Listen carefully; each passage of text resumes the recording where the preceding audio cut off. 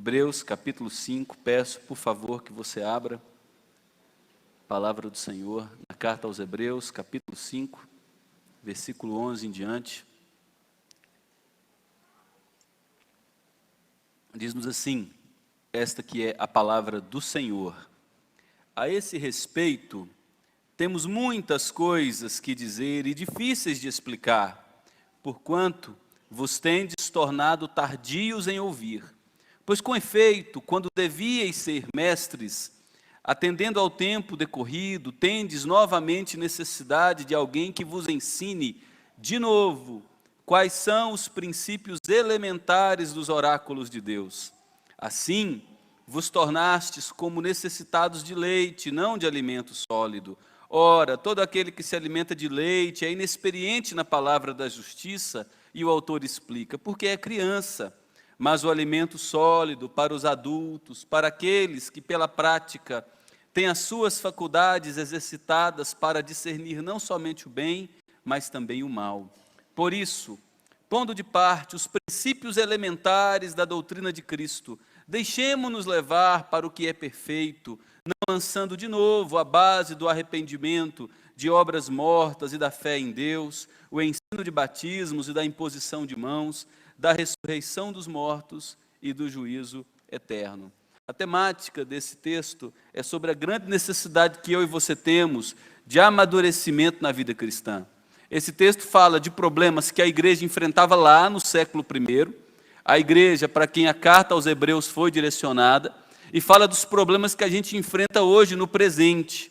O texto afirma, inspirado pelo Espírito Santo, que a igreja lá e a igreja cá, muitas vezes precisa ouvir coisas difíceis, mas não tem conseguido ouvir coisas difíceis porque a igreja tem se tornada tardia em ouvir. Tem tido grande dificuldade em crescer espiritualmente nas Escrituras Sagradas. E existem 3 problemas que a gente percebe à medida que a gente vai refletindo sobre a realidade da igreja em qualquer lugar. O primeiro problema é um grande despreparo bíblico teológico. Muitos enxergam doutrina e teologia como bicho-papão. Eu não posso me aprofundar em teologia porque parece que a minha fé vai ser prejudicada. Parece que minhas emoções deixarão de existir. Pelo contrário, quanto mais eu me exercito no conhecimento correto e saudável das Escrituras, mais minhas emoções são expressas de maneira correta. Um outro problema que a gente percebe é a imaturidade emocional. O texto afirma que essa igreja tem grande dificuldade em discernir o certo e errado, porque deixou de crescer nas Escrituras, faz escolhas morais levianas, completamente desapropriadas. A gente não escolhe, não consegue mais discernir, não consegue ver o mal e fugir do mal. Se a gente for pontuar, por exemplo, somente nos últimos 25 anos, dezenas de ventos de doutrina varreram várias igrejas pelo Brasil. É dente de ouro, é a época que tem a grama que está brilhando, aí eu vou para o monte, porque você é mais espiritual, e aí entra um encontro que tem o nome de G12 num lugar, nome G em outro lugar, e é esse encontro de fim de semana que vai mudar a minha vida. O que muda a minha vida é minha intimidade na presença de Deus, onde eu, com as Escrituras abertas, joelho no chão, tenho os meus pecados revelados e vou sendo tratado por Deus diariamente. É uma escola, é um processo. Um outro problema que a gente percebe é a pobreza nos relacionamentos. Pela maior parte dos ditos cristãos, não se engajarem com a comunidade local, não se doarem, não participarem, não servirem outros. Eles não amadurecem, se sentem sozinhos na caminhada. E à medida em que são pegos por problemas diversos, e os problemas vêm por não desenvolverem relacionamentos e estarem fragilizados demais, acabam tendo sérios problemas com a comunidade local, com a sua própria fé. Infelizmente, a maioria das pessoas aqui é assim. Pouquíssimo engajamento com a igreja fora do domingo à noite. Pouquíssimo envolvimento fora desse dia e de horário desses rituais religiosos que a gente desenvolve. E infelizmente, ainda isso não é um luxo só nosso. Esse é um dos problemas, mas esse texto especificamente, ele fala exclusivamente do despreparo bíblico-teológico que essa igreja aos Hebreus está enfrentando. E a primeira coisa que a gente percebe, o primeiro ponto que o texto traz, é que quem não crê na Bíblia nunca sai da relação de dependência espiritual. O versículo 11 vai dizer: a esse respeito, temos muitas coisas para dizer, difíceis de explicar, porquanto vocês têm se tornado tardios em ouvir, pois com efeito, quando devíeis ser mestres, atendendo ao tempo decorrido, tendes novamente necessidade de que vos ensine de novo quais são os princípios elementares dos oráculos de Deus. Assim vos tornastes necessitados de leite e não de alimento sólido. Primeira coisa que acontece com quem não cresce é que essa pessoa nunca sai da relação de dependência espiritual. É isso que o texto está dizendo. São pessoas que vivem num círculo vicioso, só querem receber, receber, receber e receber sempre. Aprendem sempre, mas nunca amadurecem. Aprendem sempre, mas nunca chegam ao conhecimento da verdade. E esse negócio é um perigo monstruoso para a nossa vida. A gente ouvir, mas nunca crescer. Deus nos adota como filhos. Deus nos insere no reino de seu amor. E a partir do momento em que Deus nos insere no reino do seu amor e nos adota, Ele deseja agora nos usar como pais na vida de outros. Nós temos que amadurecer na caminhada com Deus, para uma vez amadurecidos nessa caminhada, poder acolher a outros para que também amadureçam. Essa foi a última ordem de Jesus dada a seus discípulos.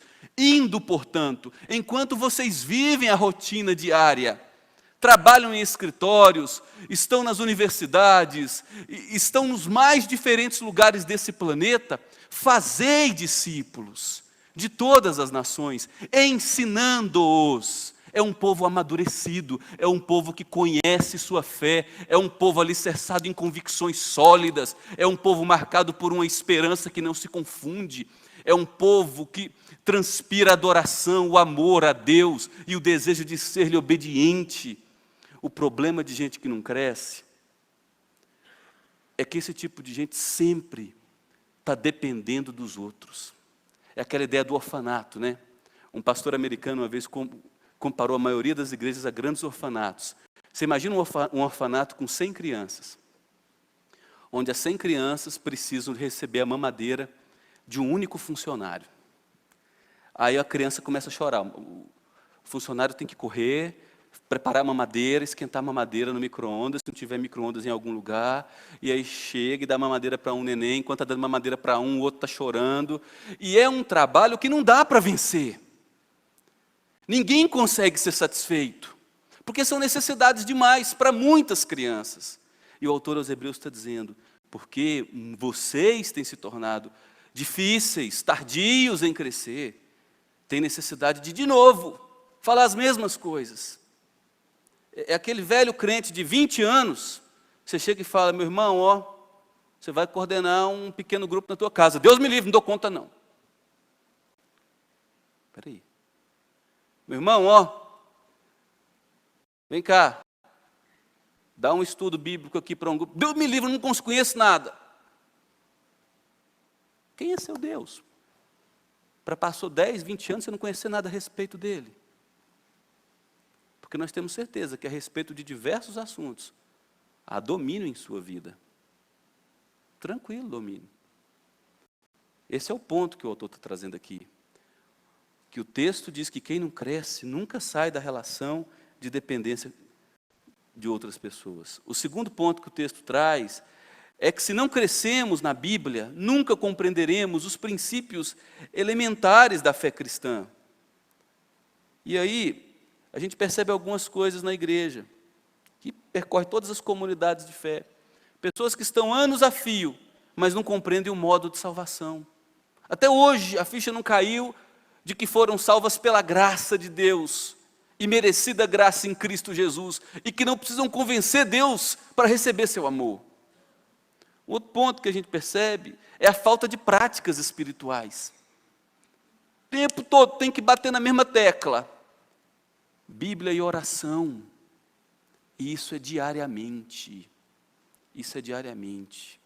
Deixa eu falar uma coisa para vocês. A Raquel foi esposa de pastor há algumas décadas, né, Raquel?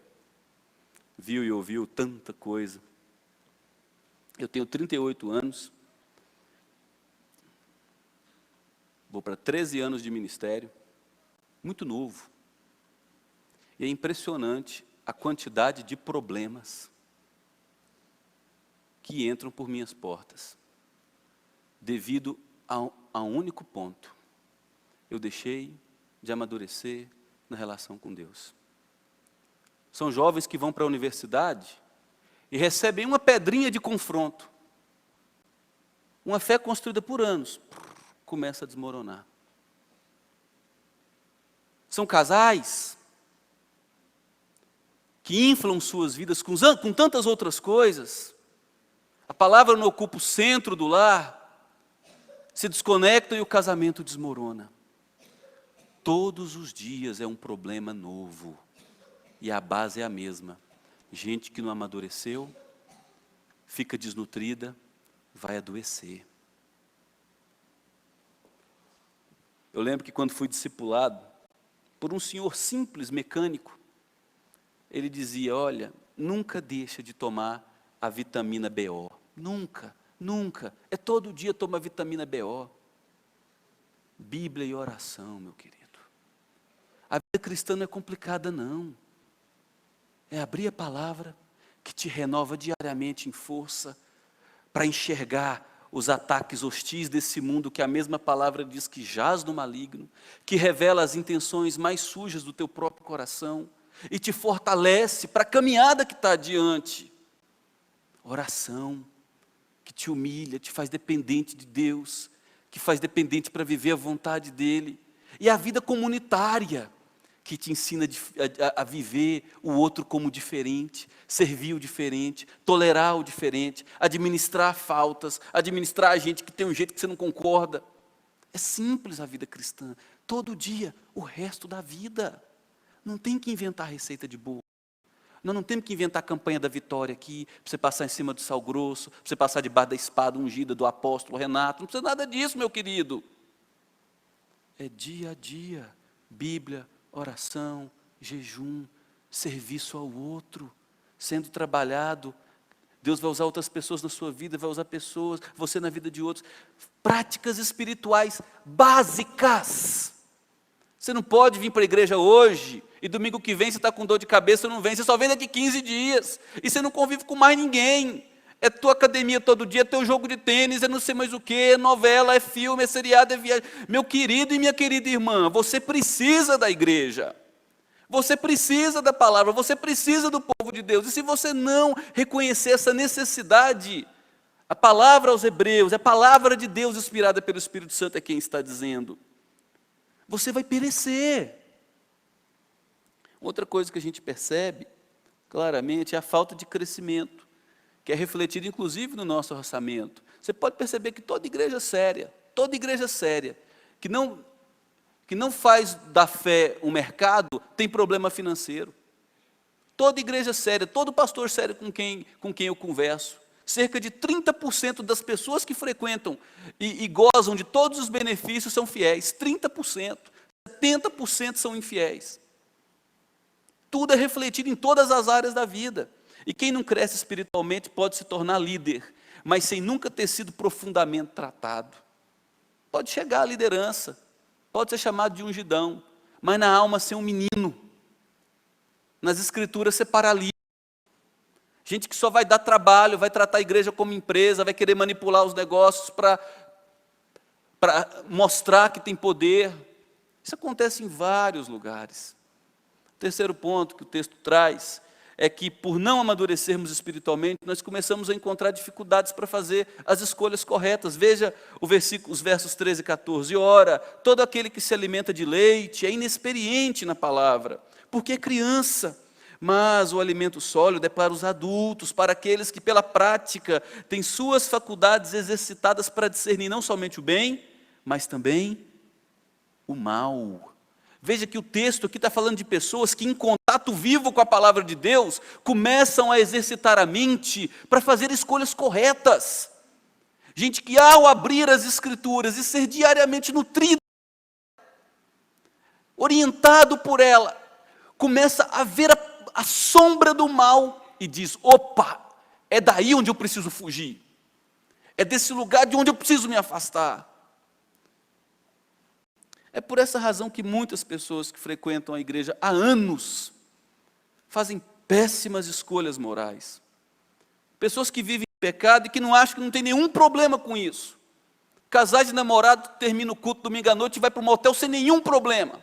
Funcionários, empresários, seja quem for, que sai de um culto de domingo à noite para no outro dia, em seus trabalhos, mentir, fraudar, enganar. Muita gente que não tem escrúpulo, depois de ouvir a palavra de Deus, viver com um mínimo de coerência. São pessoas que fazem péssimas escolhas, porque não crescem, não amadurecem. E se a gente não crescer, meu querido irmão, minha querida irmã, a situação fica muito difícil. Muito difícil. O processo de Deus para a nossa vida é um só. Decore isso aqui, leva para o teu coração. Leva isso aqui para o teu coração. O processo de Deus para a nossa vida é um só. Fomos chamados para viver em família e preparar outras pessoas para serem pais. A gente vem aqui para cultuar a Deus, não para receber um serviço. Aqui não é um restaurante, onde o garçom tem que vir bem arrumado, perfumado e oferecer um prato palatável, saboroso, para te dar experiências sensoriais.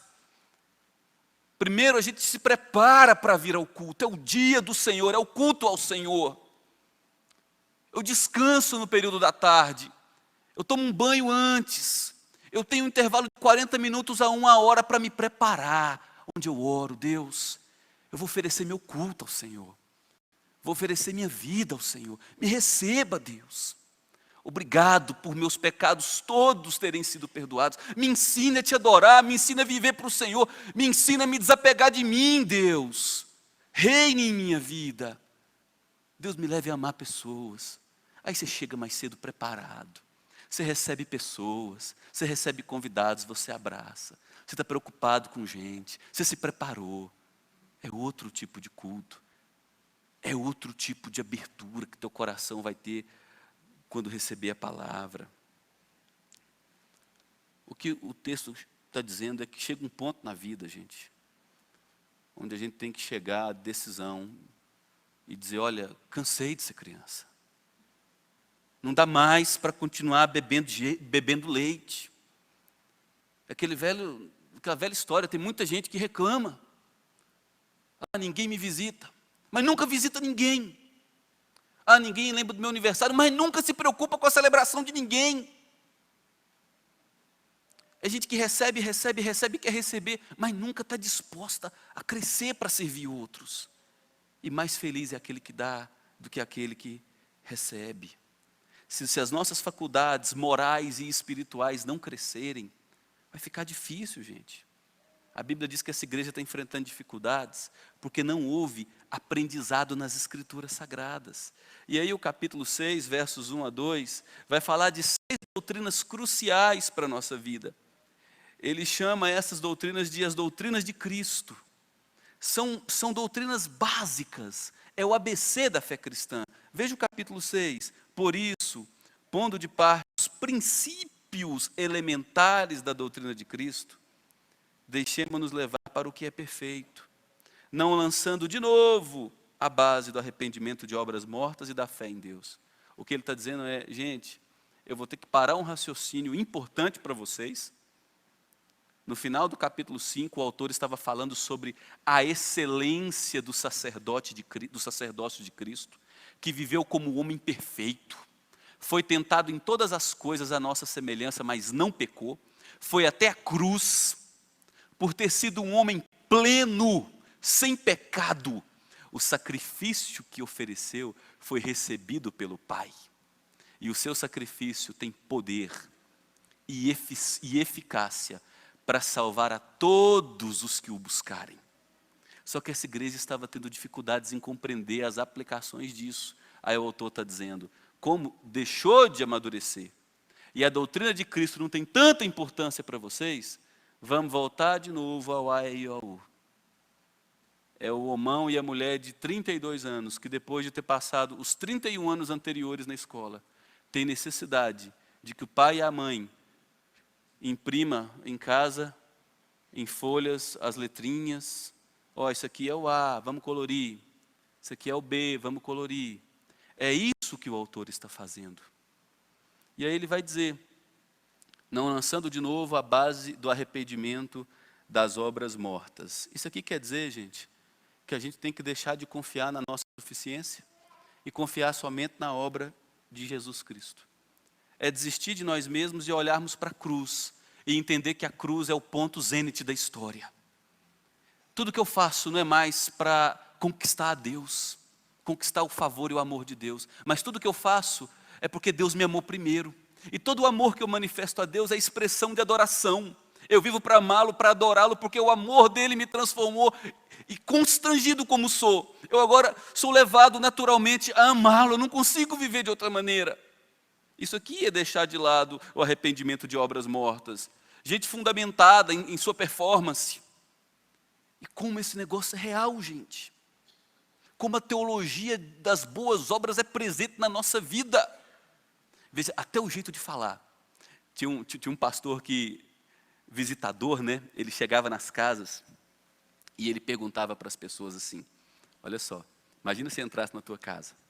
Se hoje Jesus entrasse na tua casa e você tivesse que comparecer diante dele para ir para a glória e ele te perguntasse assim, por que você se acha no direito de entrar no meu reino? O que você responderia? Se Jesus chegasse em sua casa nesse momento e perguntasse, por que eu tenho que deixar você entrar no meu reino? O que você diria? E aí esse pastor disse num livro que as respostas que ele ouviu foram as mais toscas possíveis. É porque eu nunca traí minha mulher? Porque eu sou um funcionário honesto? O senhor não vê? Eu estou na igreja todo domingo. Gente, por que você pode entrar no meu céu? Porque você morreu pelos meus pecados, pagou a minha dívida, e agora, por tua graça, eu tenho livre acesso ao céu. Direito eu não tenho nenhum, é somente por teu amor imerecido. É isso que é deixar as obras mortas. Tem gente que diz assim, de vez em quando eu escuto uma frase assim, se Jesus voltar hoje eu não estou preparado. Meu querido, quando você vai estar preparado? O que você pode apresentar a Deus para se preparar? O que você pode oferecer a um Deus infinitamente santo que te faça inculpável? O quê? É graça. Aí o autor vai falar de um segundo ponto, da fé em Deus. É crer somente na obra de Jesus Cristo por nós. Só isso. Vitória, Ana Laura, linda, querida. Agora está escolhendo o vestibular que vai entrar, né? A faculdade que vai entrar. Tantos anos ralando, estudando no cursinho. Vitória. De quem vem essa vitória? Quem abriu as portas? Quem deu tranquilidade no coração? Quem deu discernimento para responder corretamente? Quem clareou o raciocínio? Louvado seja o nome do Senhor. Nos anos de cursinho, a agonia, o cansaço, a frustração pela derrota, por não ter o nome lá na aprovação. Que decepção, que tristeza. Mas Deus vai continuar me sustentando. Eu dependo da graça de Deus. No tempo dEle, as portas se abrirão. Não vou deixar de sonhar, não vou deixar de lutar, não vou deixar de buscar. No tempo de Deus, as coisas acontecerão. Minha fé não está posta em homens e nem em mim, mas no Deus que me chamou para confiar nele. E esse Deus não erra, não falha. É o general das batalhas. Fé em Deus. Abraão é chamado aos 75 anos. Abraão, eu vou fazer de você uma descendência tão numerosa quanto as estrelas do céu. O primeiro filho nasceu com um homem com 100 anos de idade. 25 anos depois, se passou 6 copas do mundo para Abraão ter o cumprimento da promessa dele. 6 copas do mundo. Do ensino de batismos. Aqui a gente tem 2 erros, 2 extremos. Alguns que negligenciam completamente o batismo. Não preciso batizar não, estou aqui na igreja, já tem 2, 3, 5, 6, 7 anos, não preciso não, eu creio em Deus. O outro extremo é eu atribuir ao batismo meios salvíficos. Eu preciso batizar porque se eu não batizar eu não sou salvo. Não, são extremos. Mas a Bíblia diz que aquele que crê no Senhor Jesus tem que se batizar. Se você está aqui, não assumir uma postura de se identificar com Jesus Cristo, eu quero te convocar, porque a palavra te ordena a fazer isso. Se a sua fé está posta no Cristo das Escrituras, está na hora de você dizer, olha, eu quero passar pelas águas, quero ser batizado, quero assumir meu compromisso publicamente de que eu tenho um Senhor e um Salvador, com quem eu me identifiquei em sua morte e principalmente através de sua ressurreição para uma nova vida. O que o autor está dizendo é, gente, eu estou tendo que falar sobre essas coisas até hoje. Ele fala do quarto ponto, da imposição de mãos. Imposição de mãos aqui diz respeito à autoridade que a liderança da igreja tem para preservar a igreja pura, na sã doutrina, no caminho das Escrituras. De vez em quando, eu recebo uma ligação, um comentário. Pastor, o senhor está batendo meio doído, hein? Mas, gente, a minha obrigação é ensinar a Bíblia. Aqui não pode ser consultório do Augusto Cury, gente. Aqui é pregação da palavra de Deus. As Escrituras têm que ser ensinadas. E é a Bíblia que está falando. Imposição de mãos aqui é Deus, eu dei uma autoridade para a igreja. Essa autoridade está sobre a liderança, pastores, mestres, evangelistas, profetas. Essas pessoas têm a responsabilidade de conduzir a igreja no caminho da verdade. Depois ele fala do quinto ponto, capítulo 6, versículo 2 ainda, da ressurreição de mortos. Isso aqui é ABC, viu, gente? Você sabe o que vai acontecer com você depois da morte? Quando seus olhos se fecharem aqui, você sabe para onde você vai? Você sabe o que vai acontecer com o seu corpo? A Bíblia diz que o nosso corpo vai ressuscitar em glória. Não abrir e fechar de olhos os que estiverem vivos, e os que estiverem mortos ressuscitarão primeiro pela ocasião da vinda de Jesus. Quem estiver vivo, no abrir e fechar de olhos, será transformado de corpo mortal para corpo imortal, de corpo corruptível, corpo que adoece, corpo que definha e envelhece, para corpo incorruptível. A morte será envergonhada, tragada. 1 Coríntios capítulo 15, versículo 53 em diante, falam sobre isso. Somos cidadãos da vida eterna, da vida eterna. E por fim, do juízo eterno.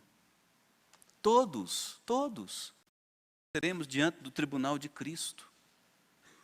Todos. Há alguém que governa a história. Há alguém que governa a história.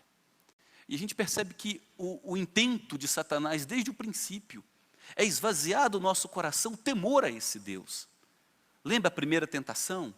Eva, que história é essa de Deus ser soberano?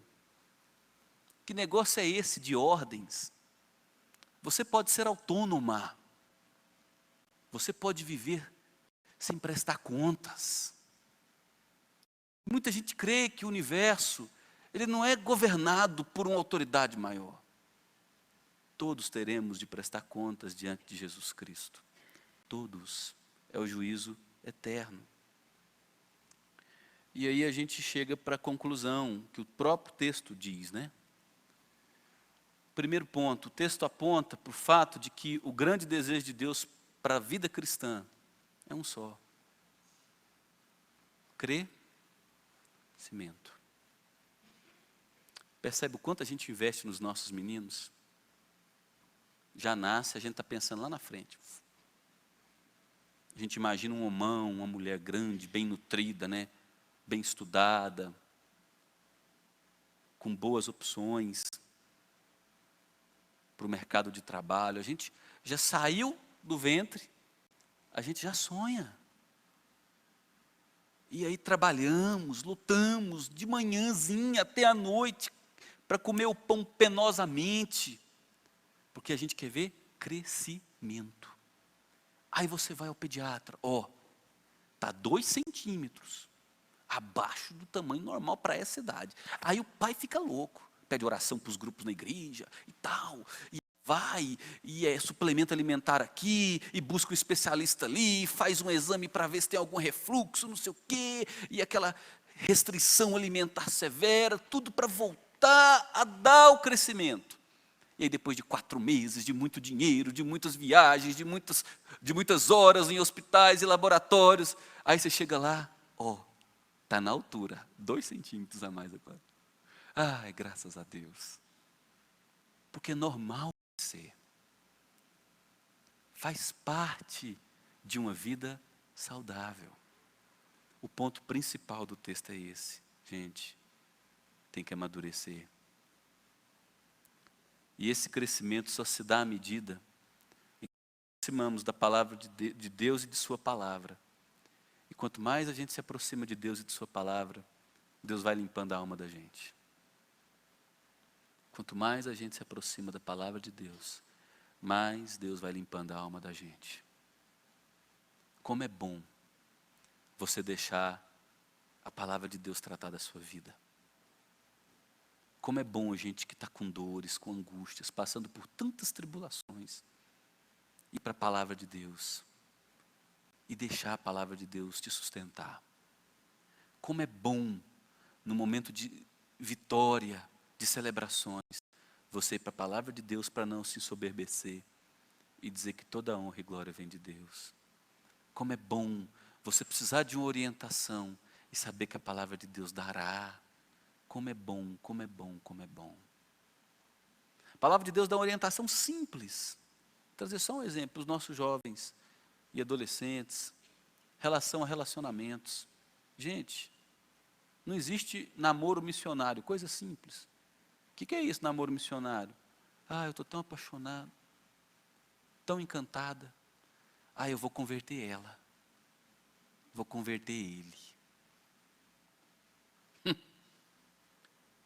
30 anos depois está a mulher chorando. Ai, pastor, meu marido. Ai, pastor, meu marido. Ai, não sei o quê.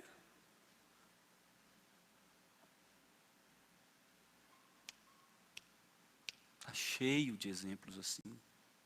Cheios. Um simples conselho. A coisa está tão difícil para mim. O desemprego está grande no país, né? Aí você abre a palavra e lá diz, vai ter com a formiga. E sonha, trabalha, esforça. Deus vai abrir as portas, Deus vai abençoar, tem espaço para você. O diabo não pode te derrotar, mas tem um ponto. Você pode se derrotar quando fica estagnado na vida cristã, brincando com coisas muito sérias. O autor, mais à frente, no capítulo 6, ele vai tocar num assunto tão delicado. E a nossa teologia fica com medo disso, né? Porque a gente crê na perseverança dos santos. Deixa eu explicar isso. A gente crê que se Deus salvou a gente, Ele vai levar a nossa salvação até o final. A obra que Ele começou, nós não vamos perder essa salvação. Porque a salvação do início ao fim não é obra nossa, é obra só de Deus.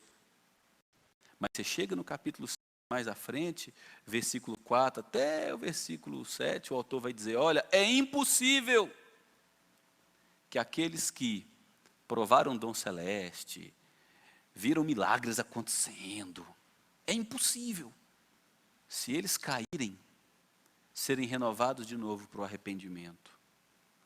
O que o autor está querendo dizer aqui, o que o autor está fazendo aqui, na verdade, é um alerta. É um alerta. Eles amam a Deus de verdade. Tem que crescer.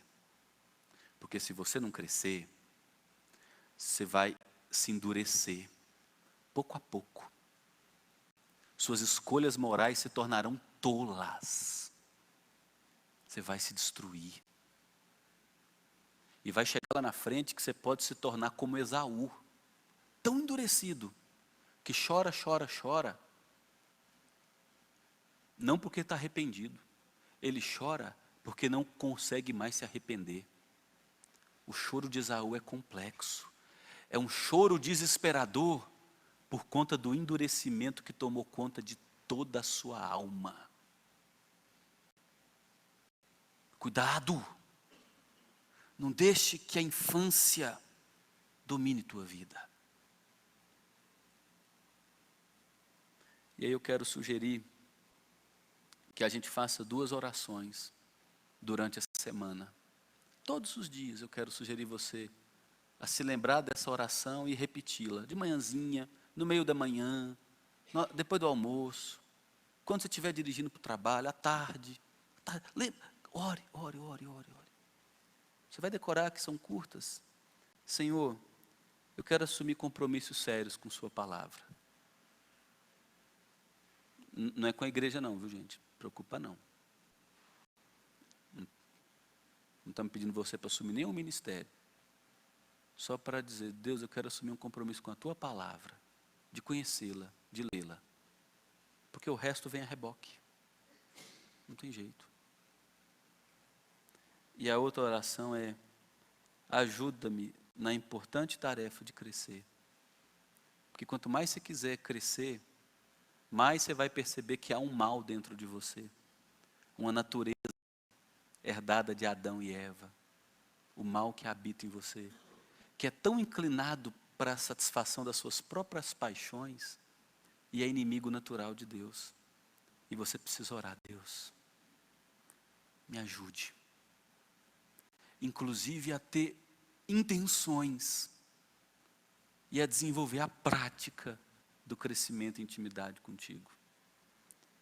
A vida cristã é mais ou menos como isso aí, gente, ó. É uma planta. Tem que começar.